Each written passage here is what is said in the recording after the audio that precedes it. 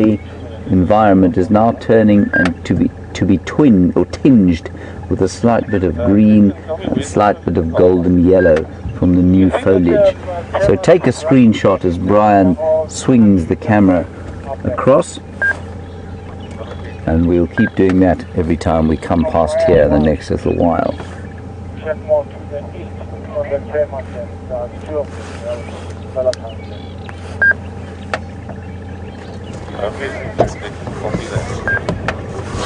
Right.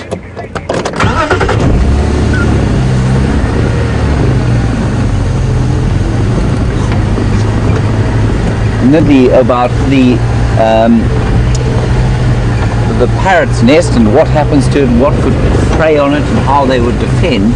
And Siberia Zumi makes the point that you watched last year some weavers attacking a snake that was trying to get into one of their nests. Now I think a weaver's nest is an excellent security system, hanging away from the tree, over water, which often makes them a little bit more difficult to attack. And Siberia, you say that the weavers actually killed the snake. Well, I think that's very clever of them, and I'm really interested that happened. That also, of course, is the advantage of nesting communally.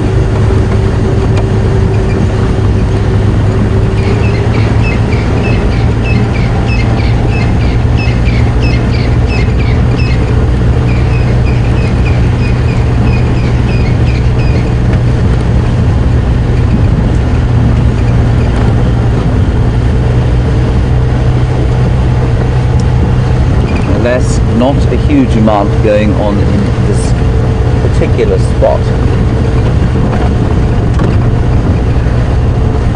Spring grass, see you just now.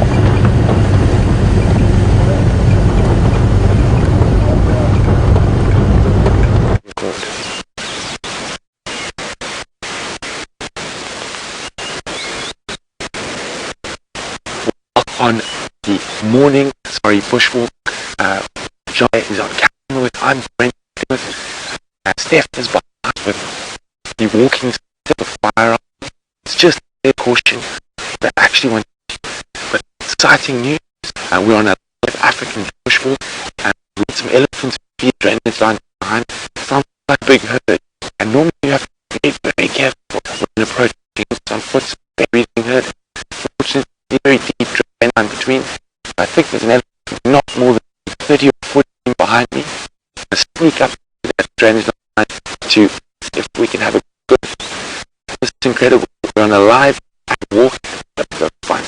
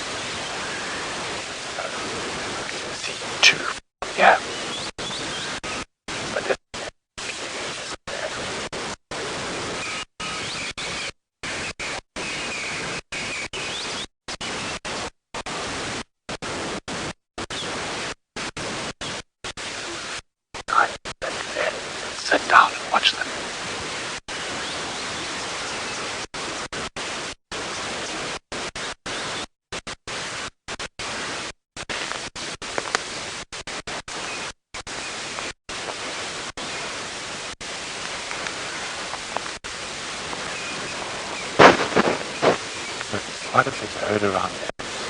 The wind is absolutely perfect. It's blowing into our faces.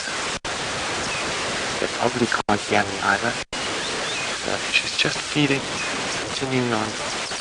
And this is the best type of sighting you can have on foot. Approaching the animals without them even knowing you're there.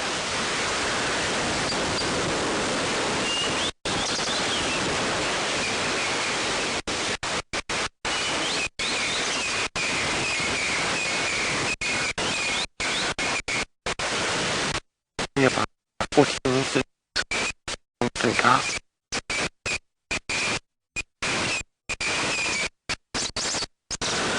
Sitting the largest land mammal in the world. Sorry about the audio gremlins, guys. I'll just try and move.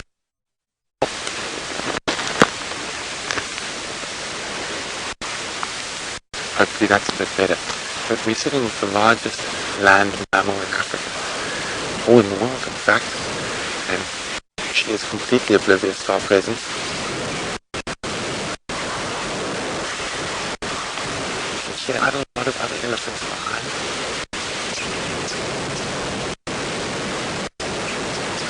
And it's very important to use all your senses, not only your eyes. I'm listening, I'm actually smelling. As I said, the very slight little wind, and it's just coming towards us.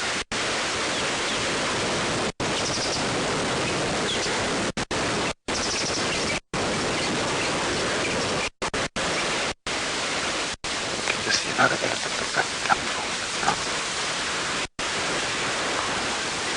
It's going to be very difficult. You're going to have to pick it up just with the trunk. In the gap.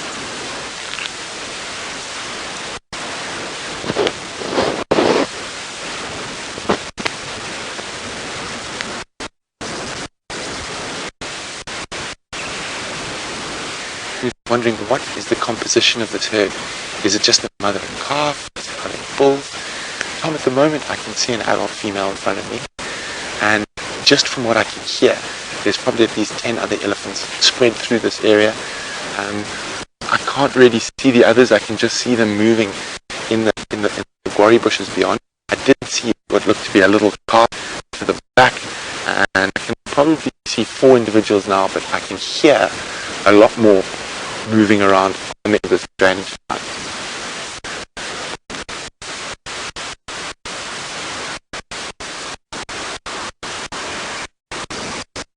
So it's really special.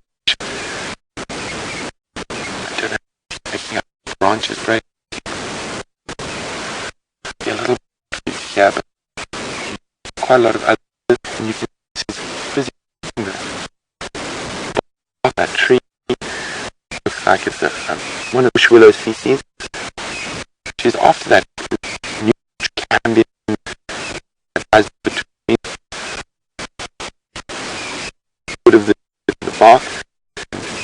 That's also what gives the dung that colour. Nutrients, trees, and cambium fixing.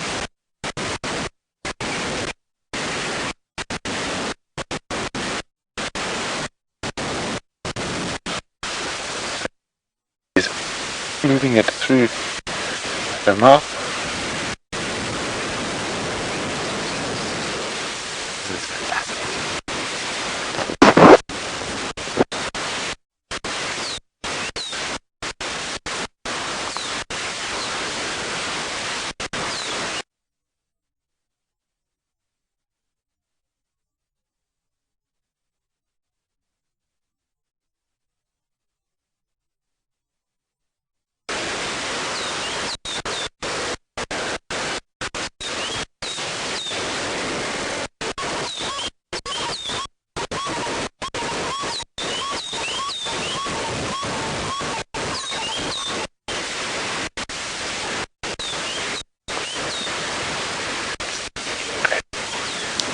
Going to move away, and then I'll chat to you a little bit about what's been going on, okay?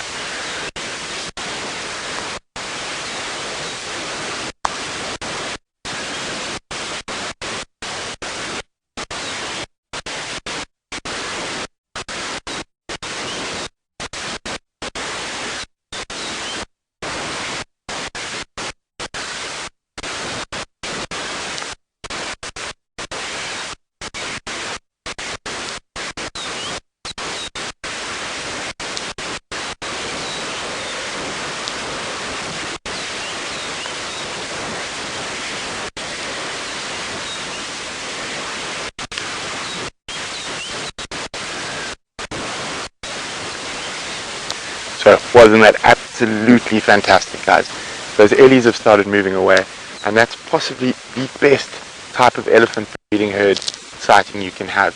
And in circumstances we actually wouldn't walk elephant breeding herds, but we had ideal conditions, wind into our face, and a lovely little drainage line just to create a bit of space. So even if the elephant gets through, they would feel safe and they'd be able to move away without us threatening them. So Margaret from Paris was wondering, when does it become dangerous? Well, Margaret, fortunately, most of us who are on foot here, actually I won't lie, all of us on foot here, have a lot of experience in the camera and have a huge amount of trust in our judgment when it comes to approaching a potentially dangerous animal on foot. So, unfortunately, things do happen. You could surprise them by accident in a thicket, but that's why you've got to be very careful when walking elephant herds. Elephant bulls a little bit more easy. They are less aggressive. Obviously, they don't have babies to defend them. You can hear them moving off, just crunching the branches. But this is how we would like to view elephants on foot. We've come in, we've got close, 30 meters away. She didn't know we were there.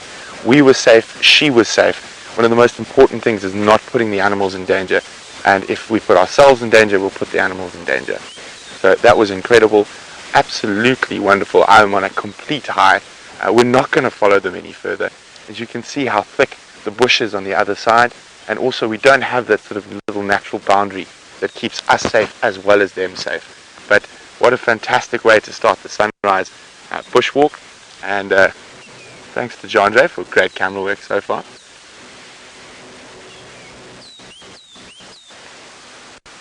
You can just see the bushes moving as the herd moves further away.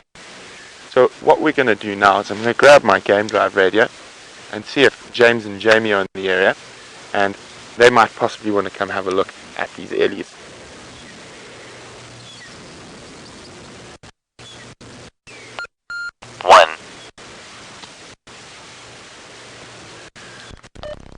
James or Jamie coming. So they'll be able to get you much closer to the elephants than we are on foot, and very different reactions to a vehicle. As I've said before, man is the dominant predator, and the bipedal figure of man can make animals nervous. Whether it's in a vehicle's only been around for 100 years, they have that sort of primordial instinctive response as the same due to a human on foot. So, and it smells like diesel, and petrol, oil. If you drive carefully and respectfully around them, you can get really nice and close to them. But on foot, we do keep a very respectful distance from them. Doesn't look like anyone's listening to their radio. Tusk, tusk. James or Jamie coming? Yeah. Are any of you near Mumba Road?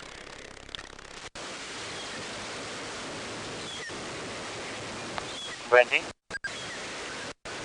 There's a breeding herd of Ndlov, slowly mobile, sort of north of Mumba Road from the drainage line between Ledwood and Mumba. Okay, copy, thanks. Did you get a good view there, or do you think it's worth it? We had a reasonable view, but I think everyone would like to see them from a bit closer. Okay, I'll get that way.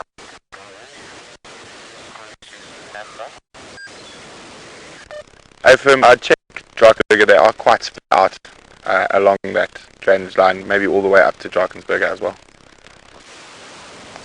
Okay, copy that. I'll have time from Copy, thanks James. So it looks like James is going to go try on those elephants. We're just waiting to hear. Still hear them, but it sounds like they've started moving quite a bit quicker, and you can hear I've changed my voice and we can speak north. And while waiting for James to possibly find them, I was telling you about elephant dung and why it's red.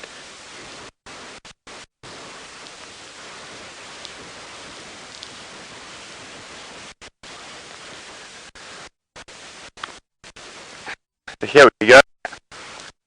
Nice piece of elephant dung. You can see the fiber in it, and they battle to digest most of what they eat. They probably only digest around 60% of what they eat. So you can see there's a lot of fiber in it. lots of grass and a lot of, here we go, that's from the bark of the trees. That's not a nutrient rich piece, that's what they've taken off well. But the reddish color is from that cambium layer. If we had to break an aguari tree, you'll notice that red layer, and you see where elephants have stripped the trees.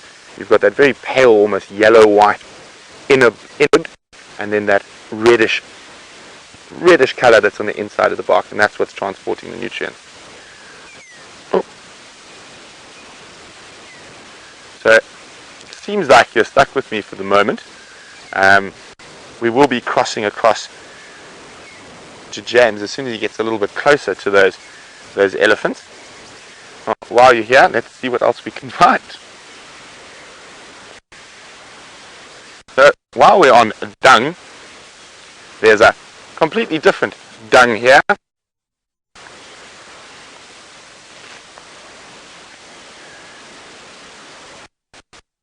You can see here, very different type of dung to the elephant dung we've just looked at. This is a buffalo pack, and it's a ruminant. So what that means is it's got the forced chambered stomachs, and it'll actually bring up its food again and again and again to feed on. And you can see how fine it is. And if I grab that little piece of elephant poo, you can have a look. And we're going to put it right next to the buffalo. So if we break it up like this, you see how many big chunky pieces are there in comparison to the buffalo, which is really, really fine. So the buffalo definitely gets more out of what it eats than the elephant. And that's possibly the reason why elephants have to eat so much in a day.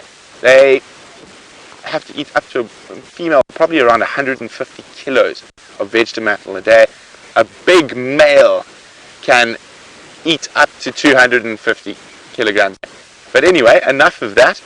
We're going to send you across to Jamie while James tries to make his way towards those elephants, and we'll see you a little bit later on the walk.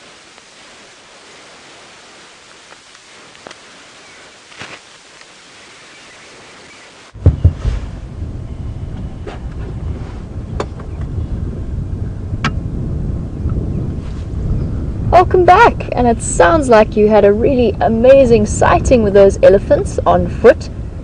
Now, sometimes you get the nice big things in the bush, but very often some of the smaller, littler things go unnoticed. And if we just have a look down here are some of both Scott and myself's favorite little birds. Tiny, tiny flashes of blue in this open patch of grass. They're just pecking around and finding seeds, and there's probably, I don't know, I'd say about 15, 20 around us. We've come into, what did Scott say, a whole herd of them. And these are blue waxbills, for those of you who don't know. And the blue obviously quite clearly comes from the colour of their chest and their stomach.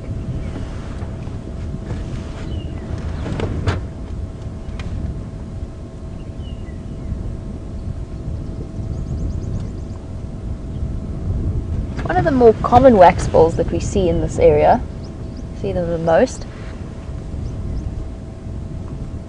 And their little chirps sound a bit like a car alarm, not being set off but being activated, that little beep beep.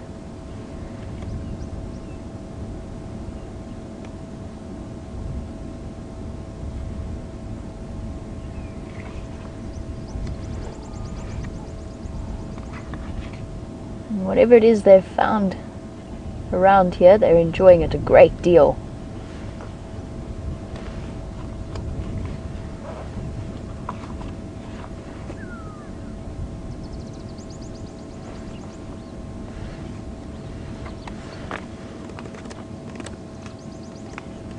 Now, just to keep you updated, I have come across into Arathusa, and it doesn't seem to be much happening around here. I've asked for an update from the guides, and they don't have anything on Arathusa. There were lion tracks on Simbambili that some of the rangers are still following up on. But I haven't heard what the outcome of that was just yet. I don't think they found them. Unfortunately, outside of our traverse zone. So for those of you who are wondering at the lion calling that you heard around Arathusa Dam, Either way, it seems that they've moved out of Arethusa sometime last night. I'm going to try and inch forward. Let's see if we can get a little bit closer to these birds. We can watch them from just a closer perspective. Oh, very sweet. I'm sure many of the other presenters, and myself included, have spoken about bird feeding parties. And these are one of the more common species that you will see. So when you get a whole group of birds together, all feeding, all different species feeding in one area, that's known as a bird feeding party.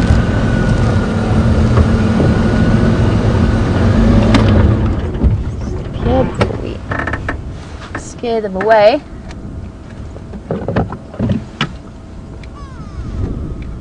Where's Ray gone? There's some off to the left as well. Right.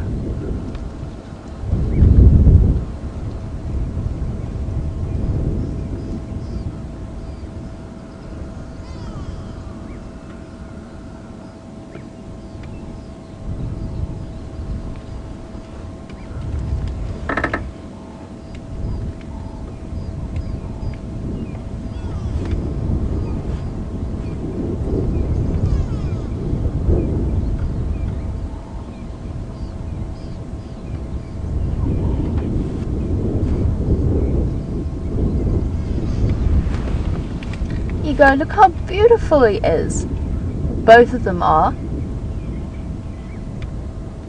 That bright blue flash of colour. And blue is probably one of the more unusual colours that we see out in the bush. The kingfishers and the lilac-breasted rollers have it. Interestingly, it's not made by blue pigment on the feathers.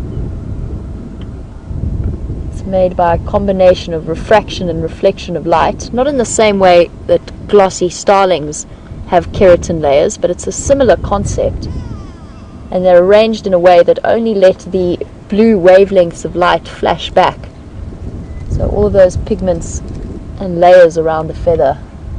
Oop, off we go. And that was really nice. It's not that often that we get to film blue waxbills. Usually fluttering from tree to tree and hidden away. So that was a nice special treat for us all to get to see them on the ground and feeding out in the open like this. A really, really very cool sighting. Now, originally when I arrived here there was a wildebeest, but he appears to have moved off, and I think that we shall do the same and start to head towards Arethusa Dam.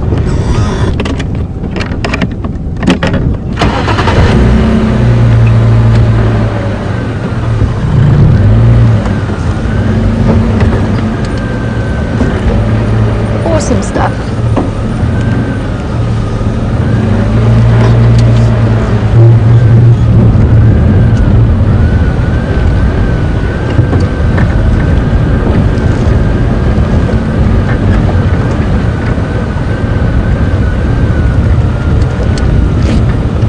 And just on my way out, I wouldn't mind stopping to have a look at this beautiful leadwood stump. Very, very picturesque tree. Now Scott tells me that he's heard from the other Arethusa guide that there is an African barred owlet, which we saw yesterday on yesterday's sunset safari. Tiny little owl. Apparently there is one nesting in one of these hollows. We're not sure which one, and we can't really get film in there. Can't get the camera to see it. This is a leadwood stump, and I would love to know how old this particular tree is. The wood of leadwood is so incredibly hard and resistant to wood-boring insects that they can last. They've done carbon dating on stumps that have shown that even after the tree has died, the stumps and the wood will last 500, 600 years after that. So I'd love to know exactly how old this tree is and what it's seen.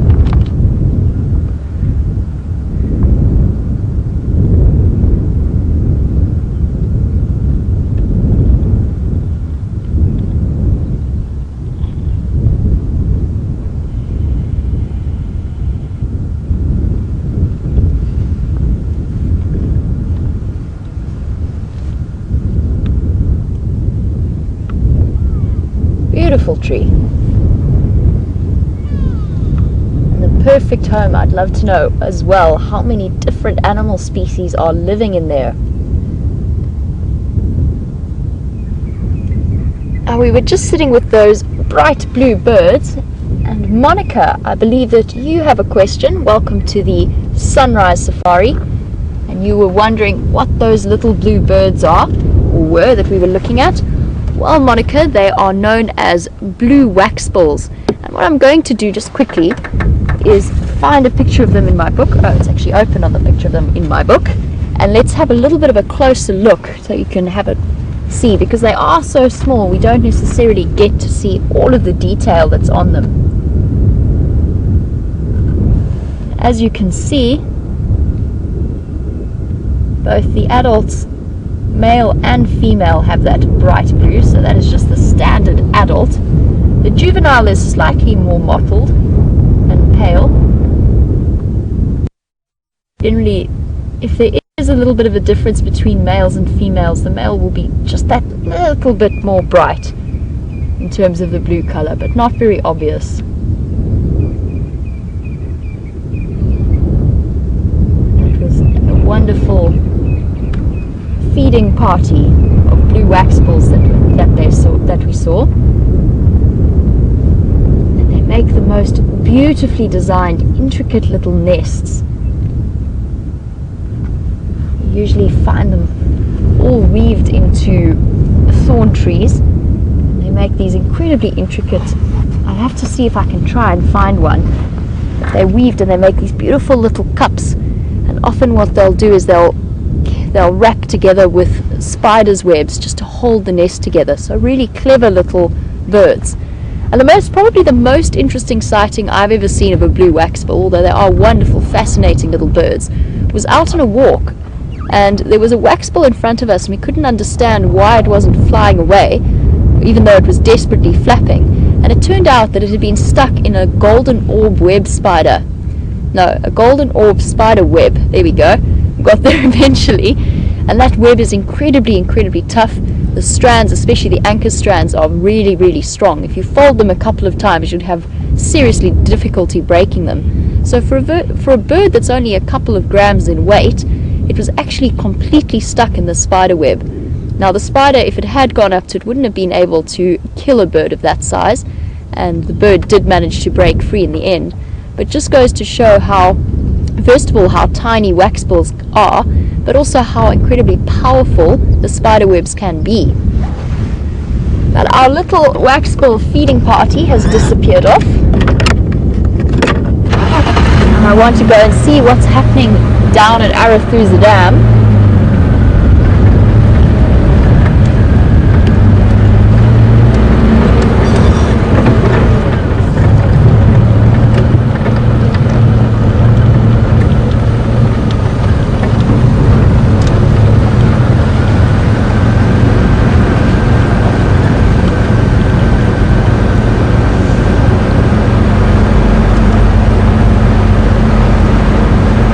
I'm not sure whether James has had a chance to update you or not. I don't think so. I think the update came through whilst you were with Brent with those Ellies. But it seems as though the Birmingham boys have killed something. It sounds like a buffalo. I didn't quite hear what it was. But they've killed something probably at most 200 meters from our boundary, probably even less, probably around 150 meters, just north in Buffelshoek, just by Tamboti Dam. So they are around, and it does mean that we will very likely be hearing them sometime this evening as the sun goes down.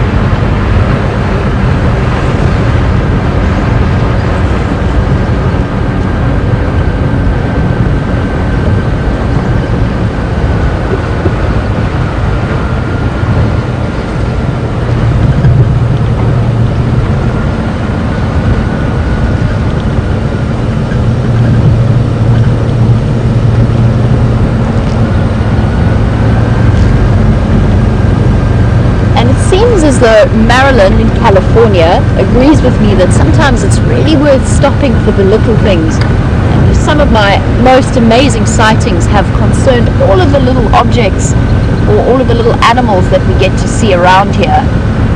Now, Now, Marilyn, you were wondering if we get elephant shrews in the area that we're in at the moment, and the answer is yes, we do. They're not all that common.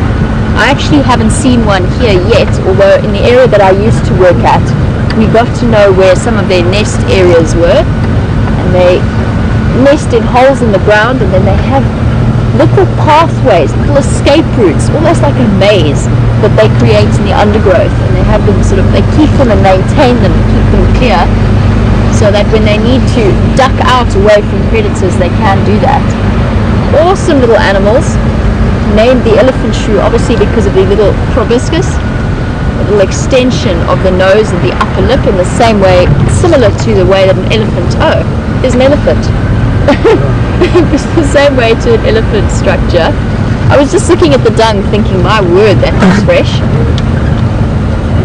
There's a whole herd of elephants.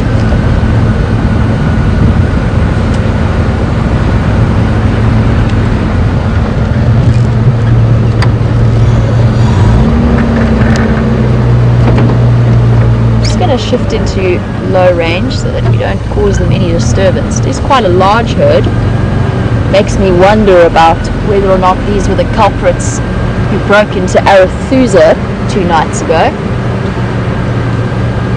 Hello guys.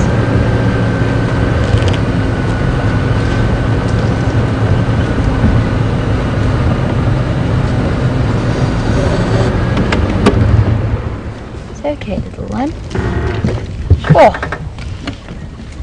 1, 2, 3, 4, 5, 6, 7, 8, 9, 10, 11. 11 so far and counting.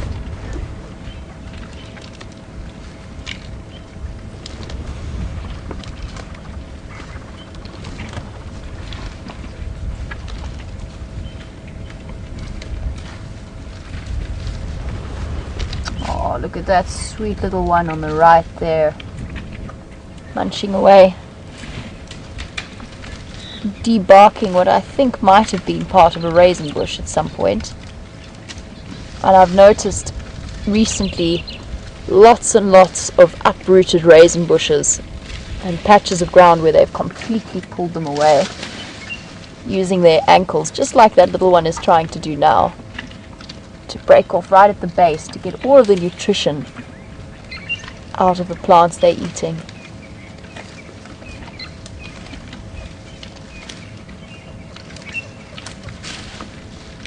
Going to be quiet for a moment so that you can hear the sound of the munching and crunching that's going on all around us.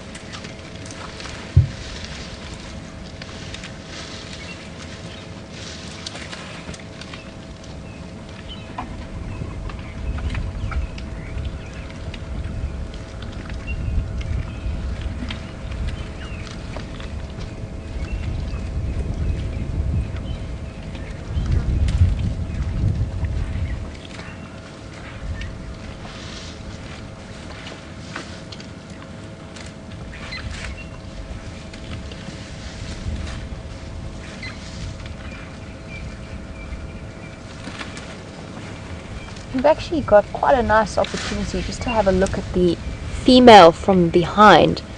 Now a lot of people can find it quite tricky. Ooh, she almost looks pregnant to me, bulging out sideways. A lot of people find it quite tricky to tell the difference between male and female elephants, especially because male elephants, their testicles are internal, so you can't use those as an identifying feature. But since she's so kindly presented us with her profile, have a look at the shape of the forehead first. And there's that, you'll see that it sort of meets at an angle. It's quite angular just up and above her eyes.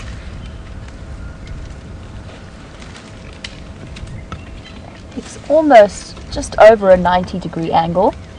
Whereas with the big males, I'm just looking around to see if there is one. I can't see one here. But with the mature adult bulls, they have a much more rounded forehead. But that being said, it's not the only identifying feature. This female has quite large tusks, but usually the tusks are a little bit thinner in females. You can also see between her front legs is the much more prominent nipple. Now the males have them too, but in females it's quite obvious. Obviously for feeding and lactating. And elephants are unusual in the positioning of their nipples and their mammary tissue. It's only really the primates and elephants, and funnily enough rock hyraxes, that have them positioned between the front legs rather than behind between the back legs. They're quite unusual in that respect. So that's just a quick crash course on this female ellie and how we know it is a lady. This is a wonderful breeding herd of all ages.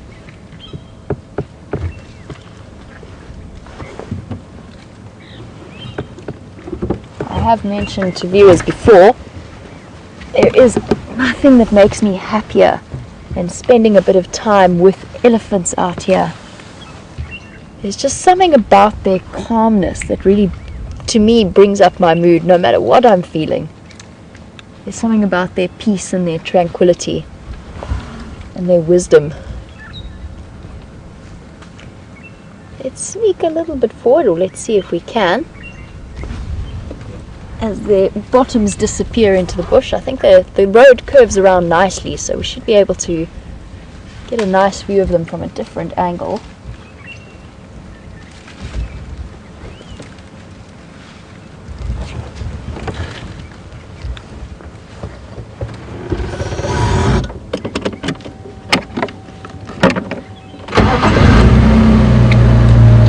To shift forward a little bit, I just want to gauge the reaction. The one ellie here is next to us. I think that he, and it is a young male, does want to go in front of us and reunite with the rest of the herd, or it's spotted something yummy to eat there.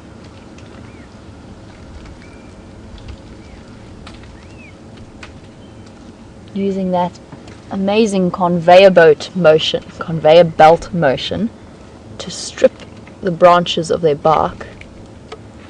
Now, Carol, you were wondering a little bit about elephant teeth, and I'm sure it's something that many of the regular viewers have heard about. And elephants are absolutely fascinating in this respect. So they've got their permanent tusks, which are essentially teeth. They are modified incisor teeth, like you and I have, and they're designed to extend forward. Now they have that permanent set throughout their life, and that continues to grow, although they will be worn down as the elephant uses them to strip bark or to dig up roots. But the most fascinating part of their teeth is actually the molars at the back. Now they have a set of 4 molars at one time, absolutely enormous. So they only have 4 teeth in their mouths, 2 on the top and 2 on the bottom. And they use them in that crunching, grinding motion in combination with that unbelievably dexterous trunk. Now, as you can imagine, having to eat, if you're a full-grown elephant, having to get through 300 kilograms of food a day, that's a lot of chewing that's involved, and they don't exactly go necessarily for the softest bits, as this one is demonstrating as he chomps on what might be a young bush willow that's already been fed on before. So it starts to wear down the teeth, and in the end what happens is you've got one worn set with a new set pushing in from the back, which then pushes the old ones out and replaces them. And throughout its lifetime, unlike us, if we lose one of our permanent molars, that's it, we will never grow any back. An elephant will actually grow back or go through 6 sets of teeth in its lifetime, 6 sets of molars. And once it gets to that final 6th set, around 50 to 60 years old, they become worn down and there's no more teeth to replace them. And it's at that point that they are starting to get a little bit old, and they start to struggle to really chew properly, which means they don't digest properly. And that in the end is what hastens the end of their life and brings it to its natural conclusion. Elephant teeth really are quite amazing.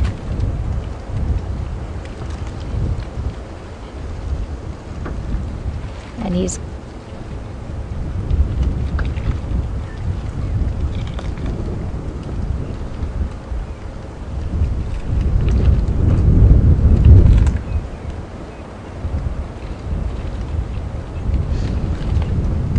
local guy has given us a perfect demonstration of an elephant feeding technique. He's actually done quite a few direct bites from the tree, which is not their most common technique, but he's been chomping away at the thinner edge branches, and just while I've been watching, he seems to be after mostly just the bark around that stick.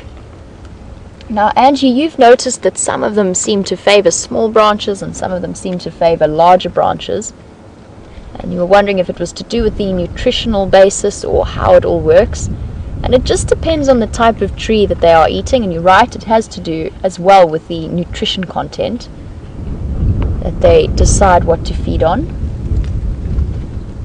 And really the only area that you're going to see major feeding differences is for the young calves, where it might be just that little bit easier for them to pick smaller, softer branches and food, and they're still getting to know how to use their trunk. Hello, little boy. There we go. Back to the raisin bushes again. He's definitely enjoying them. And then you'll also see a difference in the feeding of maybe a really old elephant whose teeth have worn down. But yes, I'm sure that there is a level of selection between males and females and ages. Individuals might even have a preference for certain types of food, but most importantly in terms of their food selection will be the time of the year and the season.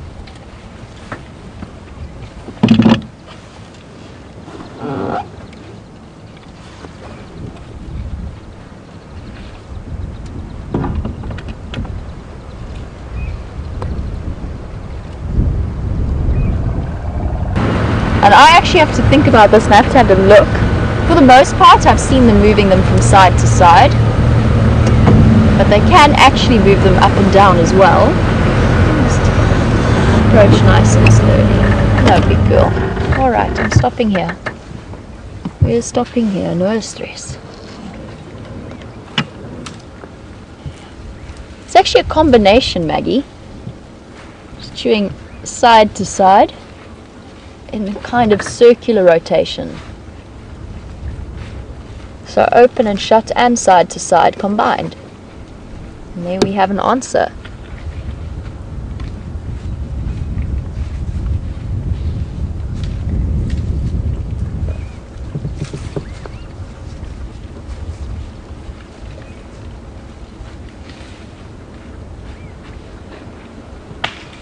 And of course they have to have a degree of flexibility in their lower jaw, since the top of their jaws and their trunk are completely fused.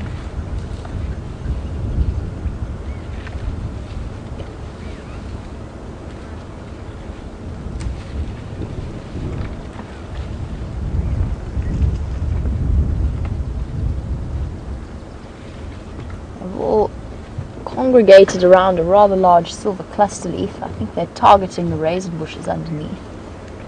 But there you go, you can see the little one. Still sometimes struggling with that trunk coordination. Can't quite get the angle of the branch right.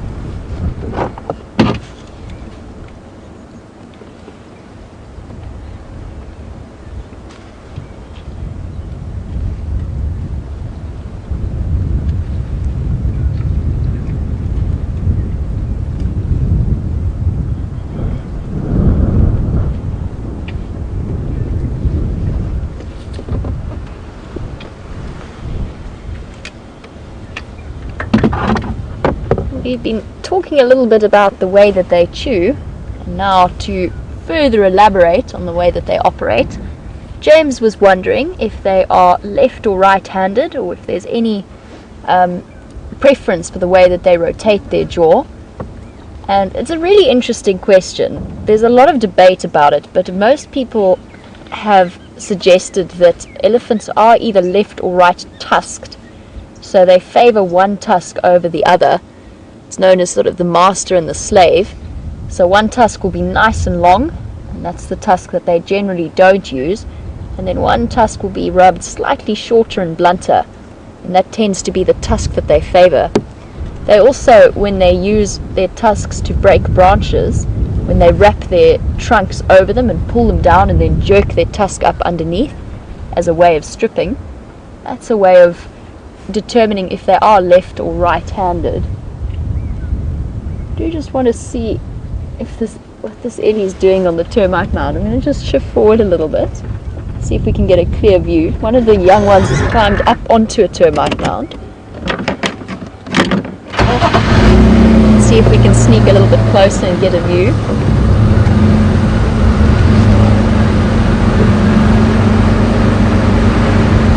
Might just be heading up there for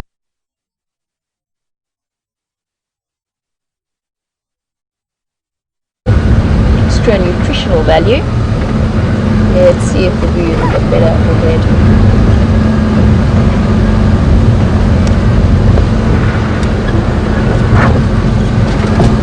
Here we go. 2 little Ellies on a termite mound. That's very sweet. And they've worked out that termite mounds are the best place to go for extra nutrition. Anyway, James, to get back to your question, just also wondering what the weather's like in the Cape area at the moment, if it's starting to get warm yet, and if the winds have stopped blowing.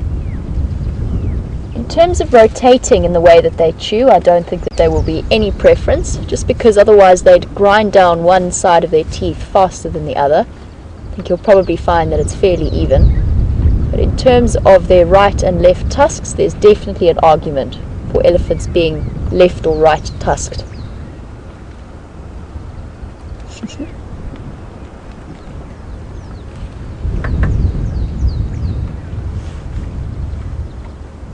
Now, for any new viewers out there, we often see animals, particularly at this time of year, on termite mounds.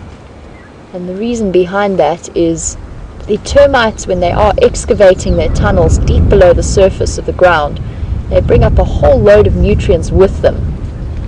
And that in turn imparts an extra nutrient content to the plants that are growing on the termite mound, which is why we so often get beautiful big green trees. In this case, the eddies are targeting the grasses here.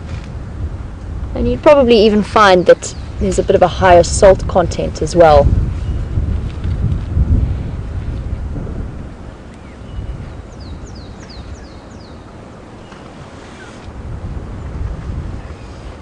I've also seen young elephants play king of the castle on termite mounds. When one is trying to be bigger than the other, when they play fighting, one will try and use the termite mound to get up and above the competitor.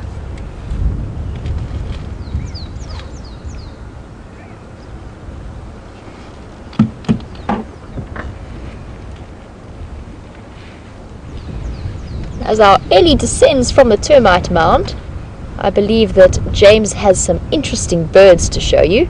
So we're going to head across to him, and I will be back with you just a little bit later.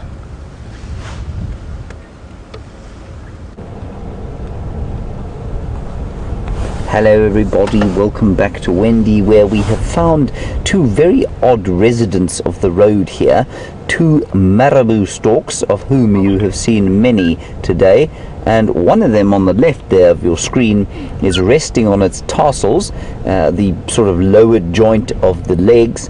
I don't know why. And the other is standing alternately on one leg and then on 2 legs. Why they are standing on the road, I don't know. There are 2 juveniles. You can see this from the sort of rough and strangely balding heads that they have. They're not quite bald yet, which they are as adults. So they're 2 juveniles, and just before we got here there were 2 adults also that flew off. I suspect that they are not enjoying the weather very much. It is pretty chilly out here. And yeah, I don't know why they're away from the water, why they would have chosen to stand on the side of the road like this. One of them is yawning. They are truly quite astonishingly ugly. The other thing that the marabou stork does, apart from eat catfish, of course, is eat carrion. Now maybe they've spotted some sort of dead or dying thing around here, or thought they did, and then landed and thought, well, it's too much of an effort to get up into the sky on a chilly day like this, so let's just stay here for a while. Have you got that other male on the other side of the range one? No, he's on your way down. Now, an interesting question from Les in Cape Town. What does the word marabou mean? I don't know. Les, you say, does it come from the French word for priest? I suspect it possibly could. Although if I found a priest like that standing at the church, I'd run away screaming.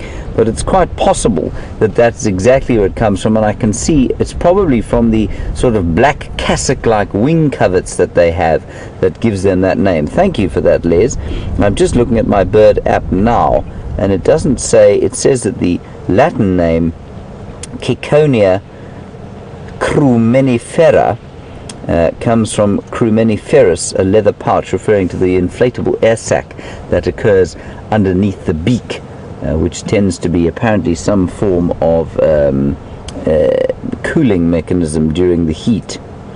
But I don't see anything on what a marabou means, but certainly when you look at it, it does look a little bit like a aging and malnourished priest in a cassock. Thank you for that, Les.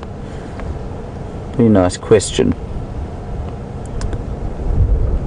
They're near threatened in South Africa because there are not that many breeding populations around here, and I suspect that's largely a similar issue as the vultures have, of course. Mainly they get poisoned on farmlands by farmers who do set out poisoned carcasses still to this day to try and get rid of predators that harm their livestock. Now, if we just pan up from them, Brian, you'll see a whole lot of birds taking to the skies. You see them there. There are 3 or 4 of them. Now what they're doing there, everybody, is they're taking off because it's starting to get warm. Now, Brian, the marabous have stood up. Now, I wonder if they aren't going to do the same sort of thing. It's not getting warm, but because the sun has been shining on the ground, there will be the odd thermal that is starting to come off the ground, and those birds will be using the air as well as the thermals at this time of the day to come up and fly. So I wonder if we won't see those marabous take off fairly soon. Of course, the easiest way to view that would be to rush down the road and chase them, but I don't think I'll do that.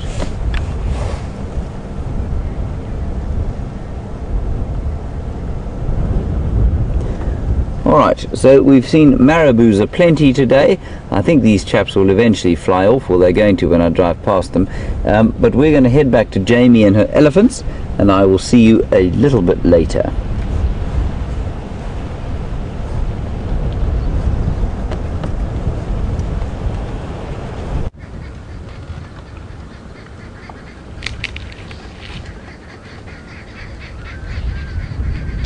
Welcome back, and we've stopped at quite a special female with a bit of face paint. Of course, she just turned around and walked away. She had a beautiful orange-red stripe across her trunk that was stained from the tannins in the bark that she's been eating. I'm hoping we can catch up with her. Maybe she'll turn around and face us in a moment. She does look as though she's looping around. I was actually making my way to have a look at these young chicks that I've been hearing about from Mary. Apparently there are some young ducks at the dam, and I'd love to go and see them, but we did encounter a bit of an elephant roadblock. Let me try and shift forward slightly. Maybe we can get a look at that really cool face paint effect that she's got going on. It's almost like a really cool war stripe. Also have a look at where she's been feeding and what she's been doing.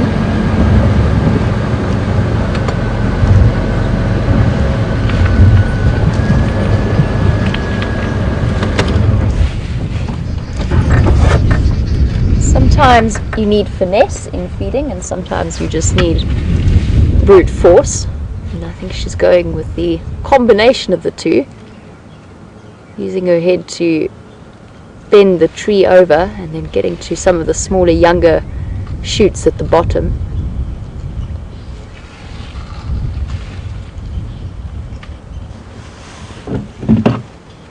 Here you can see the patterns of red on her trunk. And it's so cool because it's touched on the sort of upwards curves of the wrinkles, but not deep into the grooves. So it makes a solid line when she contracts her trunk, and then it's stretched out and you can see the spaces in between. It's so cool.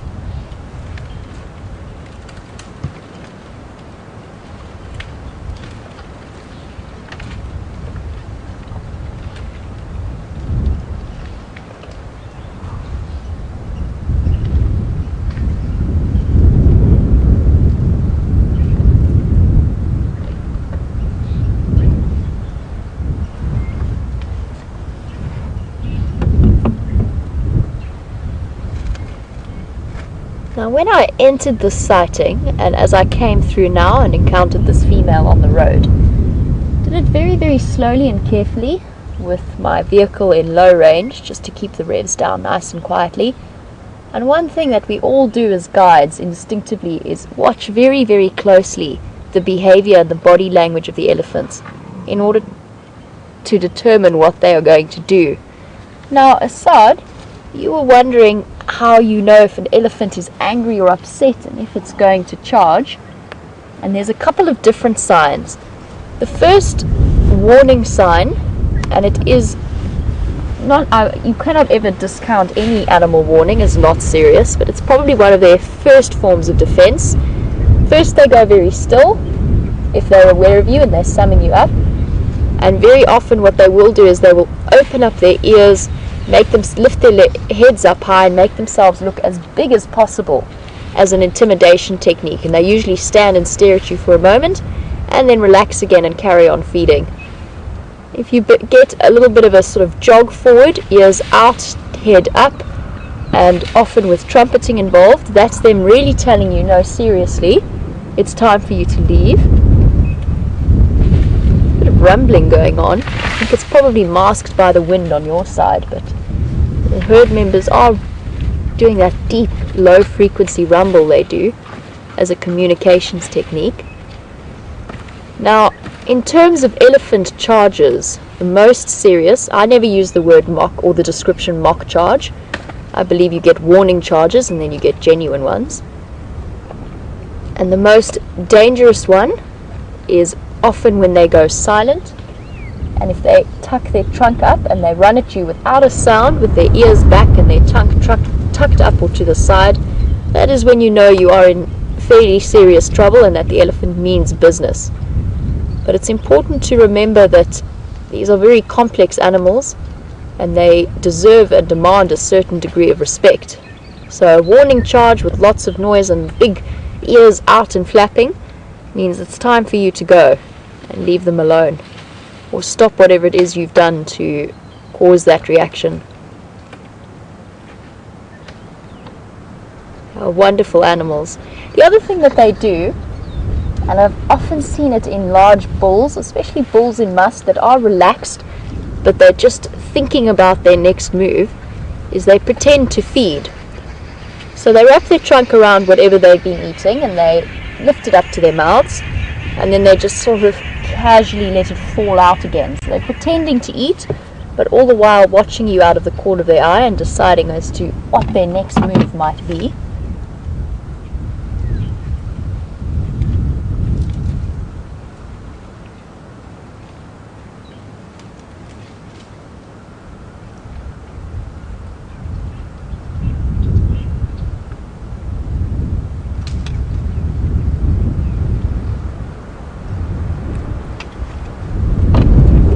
Moment, these ellies have been seriously favoring the silver cluster leaves and some of the smaller branches of them. Now what I did want to show you is I spoke to you a little bit earlier and said very recently I've seen a lot of fresh digging spaces where the elephants have been feeding. And we've got a perfect example of one right here next to us. Are we a little bit too close, Scott? Or we're good? Okay, cool. This is what I've been seeing a lot of recently.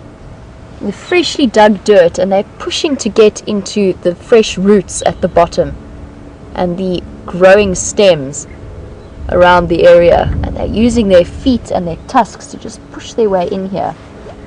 So James, you were wondering about the size of the branches that the elephants go after, and yes, they seem to be at the moment targeting a certain size of these silver cluster leaves, so they're targeting the sort of small strands that are coming out at the side, but that's very much species dependent, and it doesn't mean that they are not able to or don't enjoy a slightly larger or slightly smaller branch.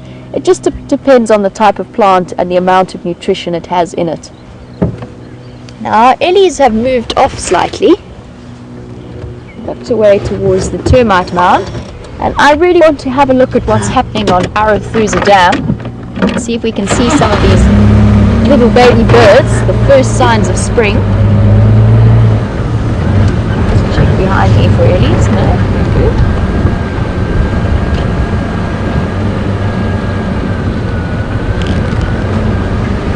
And I'm also just wondering if the ellies might not be on their way there as well. Might be heading down for a late morning drink.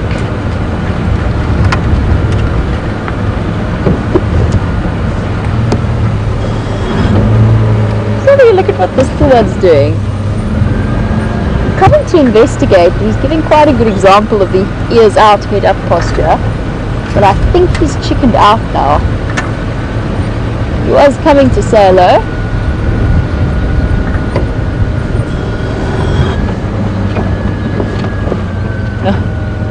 I think he's just decided we are not worth the trouble. Somebody's cross at the back though. Can hear a bit of trumpeting behind us.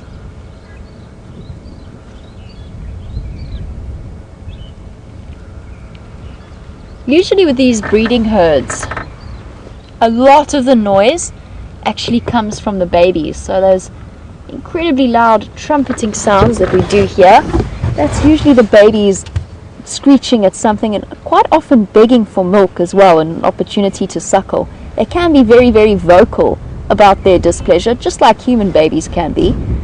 And they also, you find a lot of vocalization if there is a big bull, especially a big male in must, if he's harassing the breeding herd slightly and looking for mating opportunities.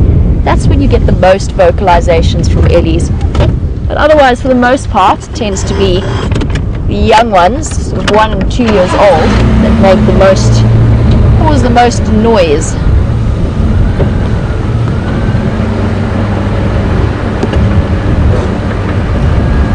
Baby rhino do it too. It's one of the cutest sounds to hear them begging for milk. The little squeals that they make.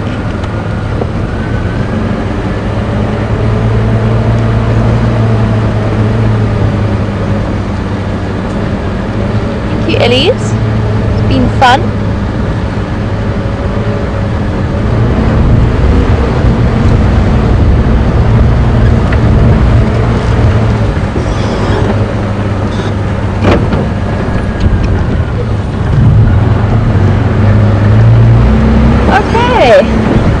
Let us see what WildEarthTV Dam has to offer us. I'm very keen to see these new little fluffy signs of spring.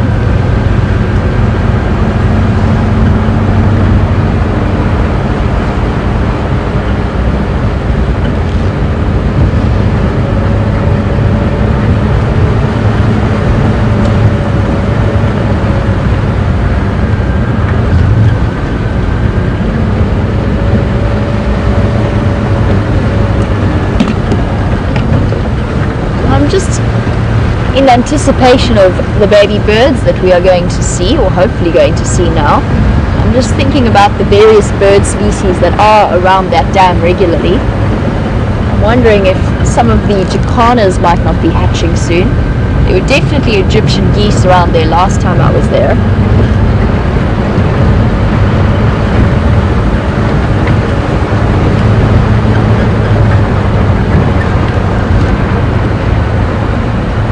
For for those of you who did send through those updates on the baby birds and the chicks, what would be really awesome is if you could send through an update as to which side of the dam they were on. So if you are watching now, if you'd like to let us know, you can do that on hashtag Safari Live on Twitter, or you can email through to questions@wildearth.tv.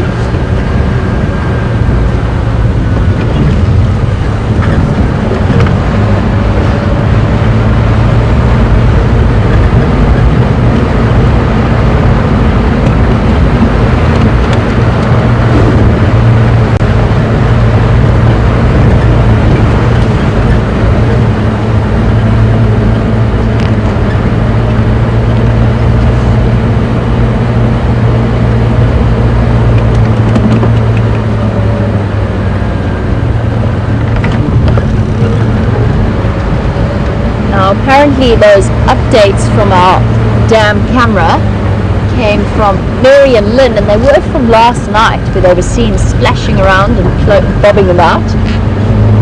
I'm sure we will still be able to find them and follow up from there.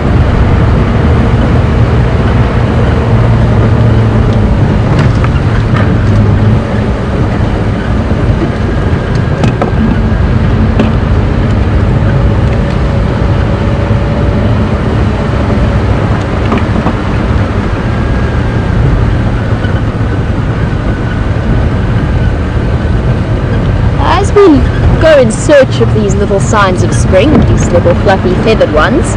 I believe that James has been having a look for an update as to how his leopard orchid up in the dead tree is doing. So let's see what he's up to. Maybe he's up a tree, maybe he isn't. We'll just have to wait and see, and catch up with you a little bit later.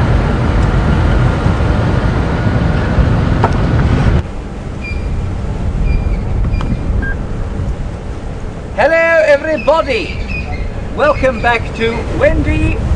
I am shouting because there is a howling wind blowing across Gowrie Waterhole, where I have come to check upon my leopard orchid that I planted here. I will check now while you watch me.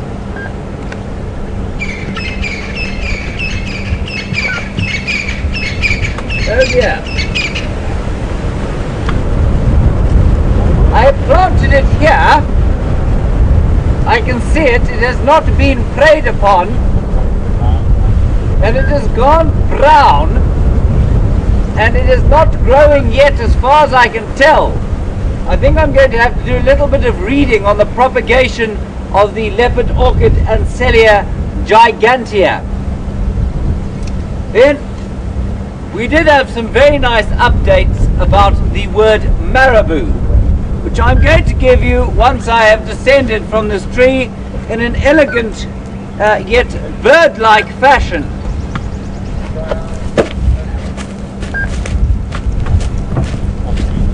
Was that good, Brian? Very dexterous. Thank you so much.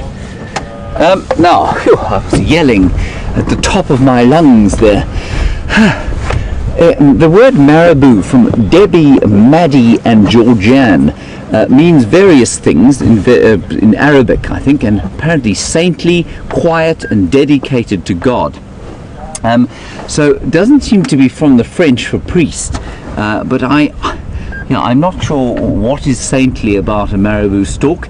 They are quite quiet. They don't make a huge amount of noise unless they're in a squabble over some food, but they're not noisy like the crested francolin you can hear over there. How dedicated they are to God, I couldn't tell you because I'm unable to speak marabou, but I suspect it's got...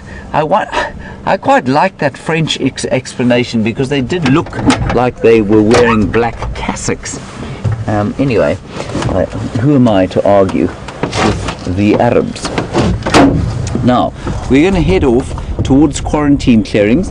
There was a little bit of general game there when I came up initially, and I'm also hoping there were some female leopard tracks around there early this morning.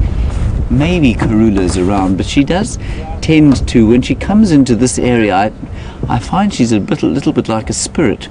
She becomes difficult to see. Well, she's always difficult to see, but that's certainly, She's not an easy one to track around here, so we're going to head up that way and see what we can find. The wind has come up and it's now blowing quite strongly. It hasn't warmed nicely like I thought it was going to, and Brian reckons that there's another front coming in. I think he has information that I do not, and it certainly feels like there's another front blowing in, and that's very typical kind of weather for this time of year, you know. We tend to, in 1982, when I was a small pup of about 6 years old, in fact I was 5 at the time, just about 6, there was a snowstorm in Johannesburg, which of course is a very rare occurrence, extremely rare occurrence. We sometimes get spatterings of snow, but nothing that lands on the ground. Anyway, it fell on the ground at this stage, and this was 1982 on the 11th of September. So middle of spring really. So these fronts that come through the country at this time of the year are not unusual. Right, let's go and see what quarantine has to offer us as we draw to a close this very beautiful morning. It's somewhat blustery.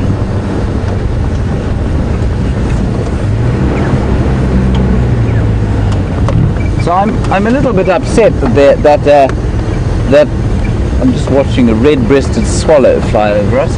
I don't think Brian will make you seasick if he tries to show it to you. They are flittering about the place.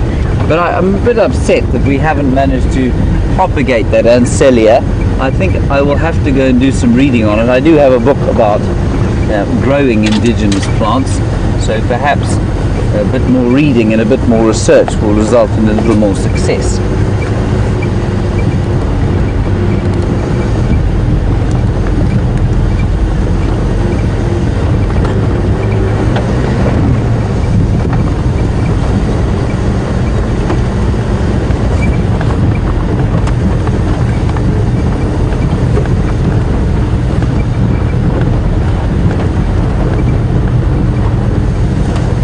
So, very nice question from, that's an unusual bird for this area. Or is it? No, it's not. That is the red-breasted swallow, our largest swallow species. Can you get him, Brian? I'm going for it. We're going for it. There he is. Red-breasted swallow. Well done. Another one coming up behind. There's a little pair of them. Beautiful.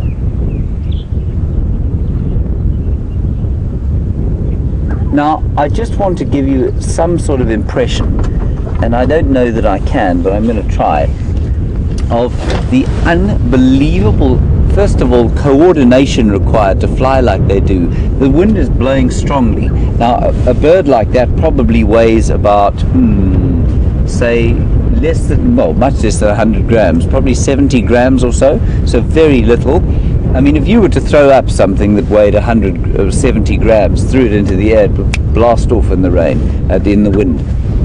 So they have incredible aerodynamics that allow them to fly in wind like this. I was watching some raptors flying with the wind, and I mean, they are scudding across the sky at an incredible speed. So for a little bird like that to be able to tack into the wind requires astonishing coordination. The other thing is that the G-force that a bird like that exerts on its brain is far, far greater than anything a pilot in a supersonic jet would exert on them before they pass out.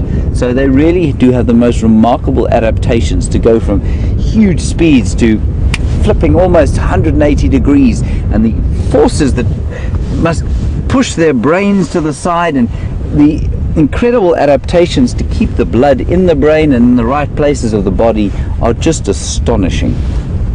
So I think they're amazing, and certainly the swifts and the swallows and the bee eaters and those birds that have to catch insects mid-air have the most remarkable adaptations to G-force. And then a lovely question from Sarah in Albion. Sarah, you want to know when the dung beetles are going to come out. Sarah, normally with the rains, we did have early rain, and I think there are probably a few dung beetles that are not quite ready to come out yet. Certainly the rains did immediately spark the cicadas. They came out of the ground straight away, and I was expecting there to be more dung beetles. but no dung beetles have I seen yet. I've seen a couple of similar kinds of beetles called carcass beetles. I've seen a few of them, but no dung beetles yet. So I think we'll probably have to wait another few weeks for the next proper rains, and then we'll get some dung beetles coming out.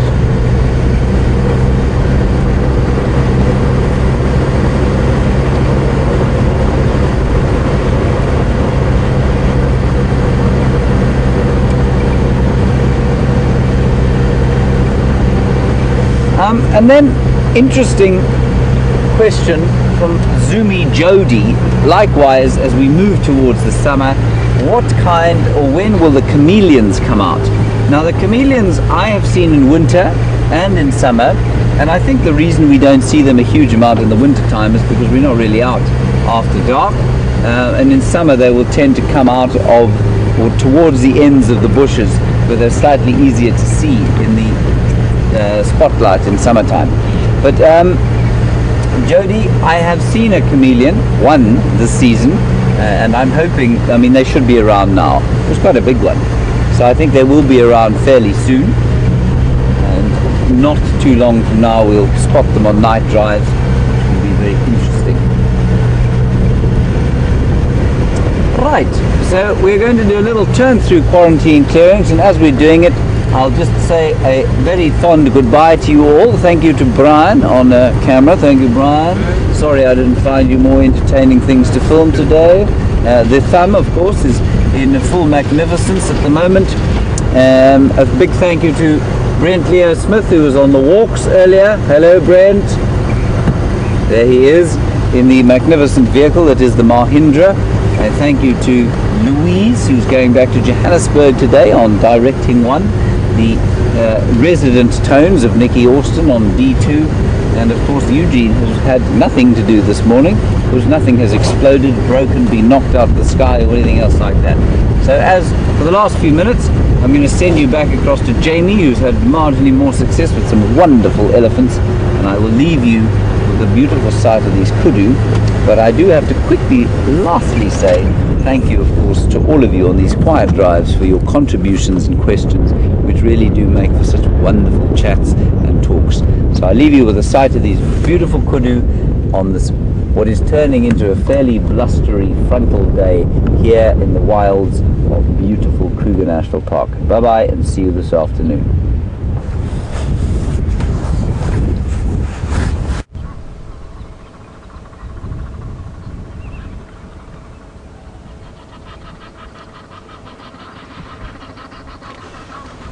Welcome back, and Scott and myself have safely found our way unimpeded to Arathusa Dam. So we started our show on the Djuma Dam camera, and it seems we are going to finish our show on the Arathusa Dam camera. And I've been on the lookout for these famous fluffy chicks, but at the moment I just have the largest collection of Egyptian geese I have ever seen. I've counted 15, there might even be more. Now, a lot of them are immature goslings, so there's adult breeding pairs with their young that have survived from last year that hatched and are still hanging around a little bit. And that is fairly common to see. I just have never seen such an enormous group of them before. They are highly entertaining. There's a lot of a combination of intimidation to other groups, as well as the pair bonds reinforcing that bond, a little bit of courtship happening as well. And so-called Egyptian geese, not because they necessarily come from Egypt, but because of the striking markings on their face that resembles those ancient pictures of ancient Egyptians, and the eye makeup, that very striking thick kohl eyeliner that they would wear.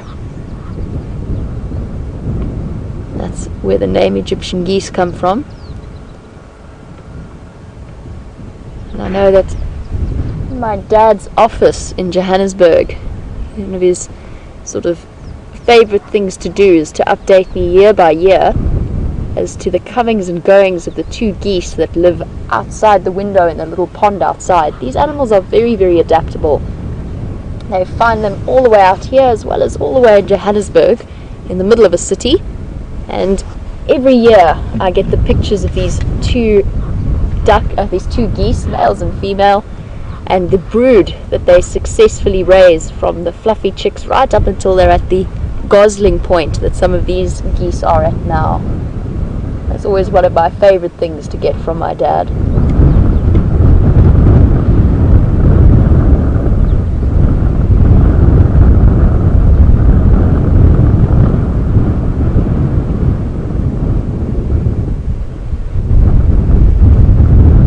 I've scoured the area for fluffy young looking chicks and I haven't found any, but what I think that could be is that they've been hidden away, tucked away in the nest sites around here. There could well be some hiding under the deck of the Arethusa Lodge and possibly even hidden in some of the vegetation around here.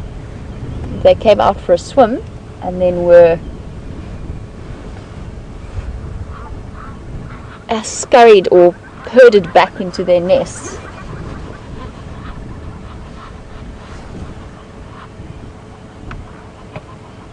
I think that's where they're hiding, but we'll keep an eye on this area for now. Found something there, Jamie. I don't know what it is. Oh, hello. Sure. What was that?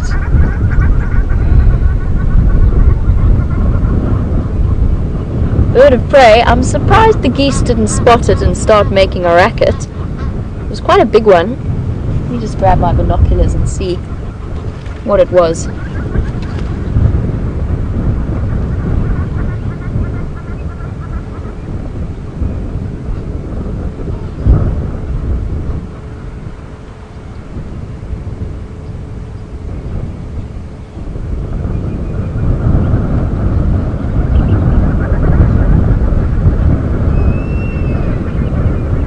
Square tail.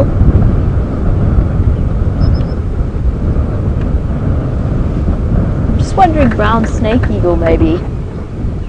Either that or maybe a Wahlbergs. It could be a Wahlbergs. I have seen the Wahlbergs in this area. I actually missed it just as it flew over because there was a rather ominous cracking sound from the direction of my earpiece. It all seems to be good to go.